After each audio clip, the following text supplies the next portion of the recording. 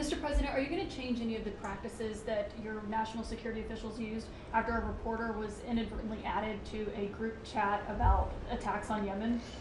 Well, I think it's a question I've been asked now, and I've given a few answers, and they've all been the same. We have an amazing group. Our national security now is stronger than it's ever been. We have had a very, very successful, numerous attacks on that area. These are people that shoot down ships, not only our ships, ships all over the world. They're shooting down right out of the water and damaging them badly, or they're going down. They're also shooting anything that happens to be flying in the area. We hit them very, very hard. There was no classified information, as I understand it. They used a app, if you want to call it an app, that a lot of people use, a lot of people in government use, a lot of people in the media use.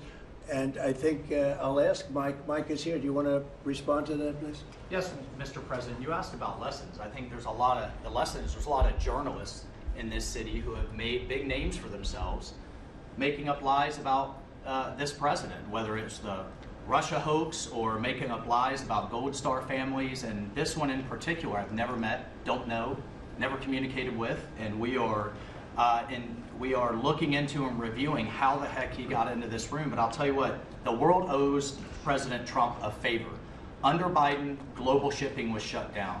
Pinprick attacks, months between them, our destroyers being fired upon dozens of times.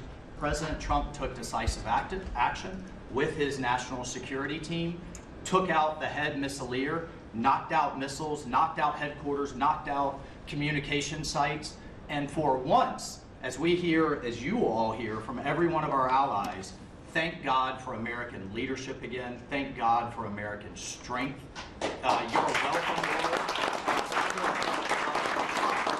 And look, we had a national security team that was coordinating these efforts. As Director Radcliffe testified today, his first day on the job, he was introduced to this app on his government systems at the CIA and at the State Department and otherwise. So look, this journalist, Mr. President, wants the world talking about more hoaxes and this kind of nonsense rather than the freedom that you're enabling. And a key part of our sovereignty is open sea lanes and knocking the crap out of terrorists, which is exactly what your team and Pete Hegseth, a good friend and fellow veteran, is leading the charge on, and it's an honor. We had a very, very successful, we had a very, very successful evening.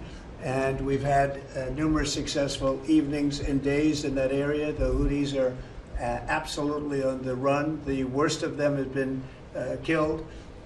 This should have been done a long time ago by Biden, but Biden was an incompetent president. He couldn't do anything. He didn't know where he was going. He had no clue. This guy had no clue. This should have been done a long time ago.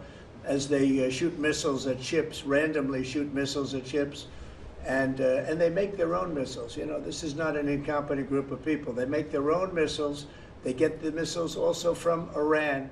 It's an offshoot of Iran, another offshoot. You have Hamas, you have Hezbollah, you have the Houthis. You got a lot of stuff going on with Iran. And we sent a letter to Iran. You're going to have to be speaking to us one way or the other pretty soon, because we can't let this happen. But that's an app that a lot of people use.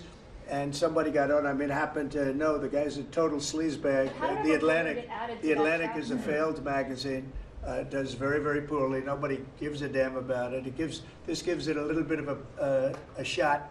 And I will tell you this: that they've made up more stories, and they're just a failing magazine. The public understands that. He's a very good man. That man is a very good man right there that you criticize so strongly.